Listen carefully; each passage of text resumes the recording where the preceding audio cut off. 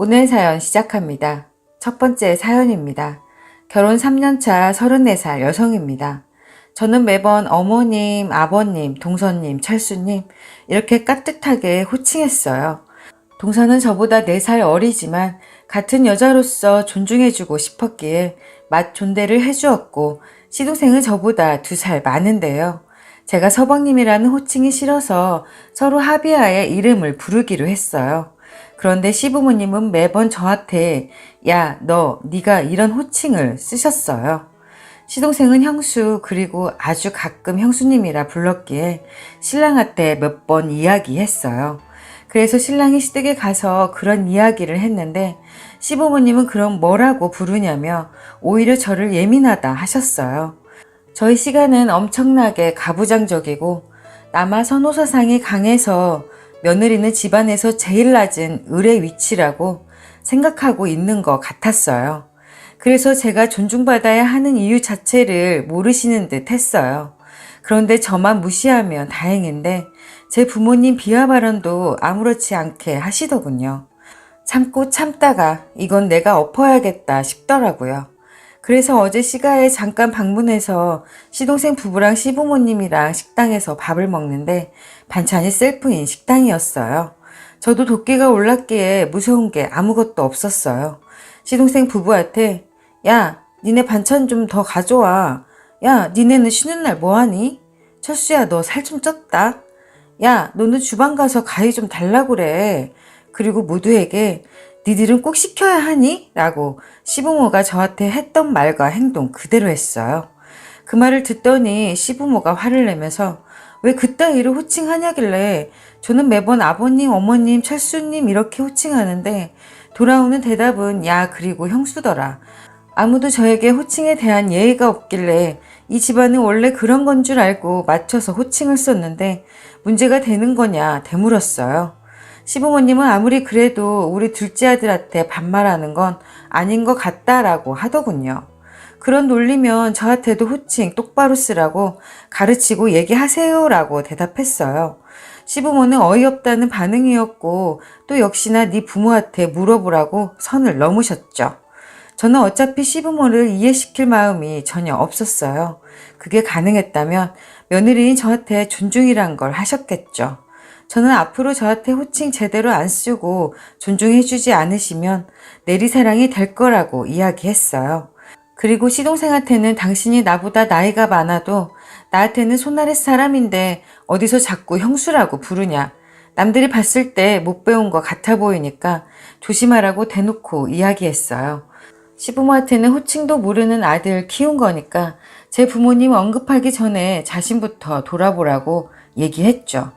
신랑도 제가 호칭에 대한 부분에 있어서 스트레스 받는 걸 알고 있었기에 옆에서 뭐라고 못하더라고요. 시부모가 잘못을 인정하고 사과하기 전까지는 시댁에 절대로 방문하지 않기로 신랑이랑 합의했어요. 저만 무시했으면 끝까지 참아보려 했는데 내 부모님 무시하는 건 용서가 안 되어서 돌려줘야 속이 풀릴 것 같아서 그렇게 했네요. 아주 긴 싸움이 될 것 같은데 그래도 할 말 다 하니까 속은 시원합니다. 몇 년이 걸리든 상관없어요. 아쉬운 건 제가 아니니까요. 두 번째 사연입니다. 저는 결혼한 지 2년 좀 넘은 유부녀입니다. 임신한 지 8개월 좀 안 되었네요. 정말 배가 많이 나왔죠. 거의 걸어 다니기 힘들 정도로요. 쌍둥이라 더 힘들다 하더라고요. 근데 조금 전에 그런 일을 겪으니 그냥 모든 것을 끝내고 싶기만 하네요. 남편과 저는 서로 아껴주고 사이가 좋아요. 남편은 성격도 자상하고 저를 그 누구보다 먼저 생각해주고요. 근데 시월드라는 말이 괜히 생긴 말이 아니었어요. 처음 아기를 가졌을 때 아들인지 먼저 물어보는 아버님과 딸이면 데려오지 말란 어머니, 그런 고리타분한 시부모님이셨어요. 그 말을 듣고 저희 남편이 제 딸을 위해서라도 오지 않을 거니 걱정 말아라. 설사 아들이어도 오지 않겠다고 했어요. 그때 언성을 높이며 싸우고 나서 딸이란 걸 아시게 되고 나서부터 구박이 이만저만 아니었죠. 항상 말씀하시던 게 우리 아들은 외동아들이라 대를 꼭 이어야 하니 연년생으로 아들 꼭 낳아라. 네 자궁에 문제가 있는 거 아니냐? 왜 딸이냐? 등등 어이가 없는 말씀을 하시더라고요. 제 마음대로 딸을 가지고 싶으면 딸을 가지고 아들을 가지고 싶으면 아들을 가지는 게 아니잖아요. 그리고 자궁에 문제가 있다뇨. 이런 말까지 하기는 좀 그렇지만 시부모가 얼마나 무식하면 저러나 싶었어요. 그런데 오늘은 너무나도 감정이 너무 격해지네요. 오늘 사건의 발단은 이거예요. 시어머니께서 치킨을 사들고 저희 집에 오셨어요. 물론 오신다는 연락은 전혀 없이요. 남편이 원래 8시에 퇴근하고 8시 30분쯤이면 집에 옵니다. 그리고 주말에도 한 달에 한두 번 정도 토요일에 일을 나갑니다. 여하튼 퇴근하는데 집에 오는 길에 귤을 좀 사오겠다고 마트에 들린다고 전화로 이야기하더라고요. 그래서 시어머니께 그렇게 말씀드리니까 네가 먹고 싶은 걸 왜 네 남편한테 시키냐? 너가 가서 사 먹으면 되는 걸 라고 하시더군요. 서러웠지만 일단 참고 넘기려 했어요. 그런데 뒤이어 한 말은 더 기가 막혔어요. 너는 그냥 우리 아들이 벌어오는 돈 가지고 놀기만 하면서 뭐 이리 시키는 게 많니? 아들 밥은 잘 차려주냐? 혹시 너가 해먹으라고 시키는 건 아니고 우리 아들이 얼마나 귀한 자식인데 라고 언성을 높이시더라고요. 제가 귤 사오라 한 것도 아니고 남편이 사온다 한 건데 말이죠. 그래서 말씀드렸죠. 어머니, 제가 사오라 시킨 게 아니라 땡땡씨가 사온다 한 거예요. 네가 얼마나 부려먹었으면 그런 걸 말도 안 했는데 해. 이 집안의 가장인데 그렇게 한다는 게 말이 되냐? 이러면서 저한테 면박을 주시더라고요. 저도 일합니다. 놀고 먹는 게 아니라 출산 휴가예요. 아이 낳고 좀 진정되면 바로 다시 일을 할 거예요. 그런데 저렇게 말씀하시니까 그냥 저희 엄마가 너무 보고 싶었어요. 그리고 울컥 하더라고요. 저도 집에서는 귀한 자식이잖아요. 그리고 딸을 가진 게 그리 잘못한 일인가 싶어서 도저히 참지 못하고 한마디를 했어요. 저도 아이 낳고 나면 일 다시 복귀할 거예요.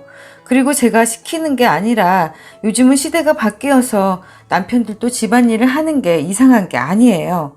그리고 연락도 없이 불쑥불쑥 찾아오지 않으셨으면 좋겠어요. 어머니 때문에 스트레스 받아서 뱃속의 아이한테 무슨 일이 생길 것 같아요. 라고 하니 정말 세게 뺨을 딱 때리시더라고요. 어디서 어른이 말하는데 말대꾸야? 임신하니까 네가 상정 같아? 너 같은 년한테 내 아들 뺏겼다 생각하니까 나는 화가 나서 참을 수가 없다. 라고 윽박을 지르며 화를 내더라고요. 저는 정말 벙찌고 말았어요. 어머니, 지금 저 때리신 거예요? 제 말을 듣고 더 화가 났는지 큰 소리로 욕을 하더라고요. 창땡이란 말도 중간중간 섞어가며 심지어 저희 엄마 아빠 욕까지 하더군요. 그러다가 2번 더 맞았네요.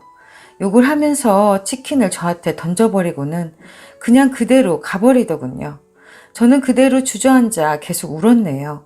집에 들어온 남편이 저의 상태를 보더니 어떤 상황이었는지 대번에 알아챈 것 같더군요.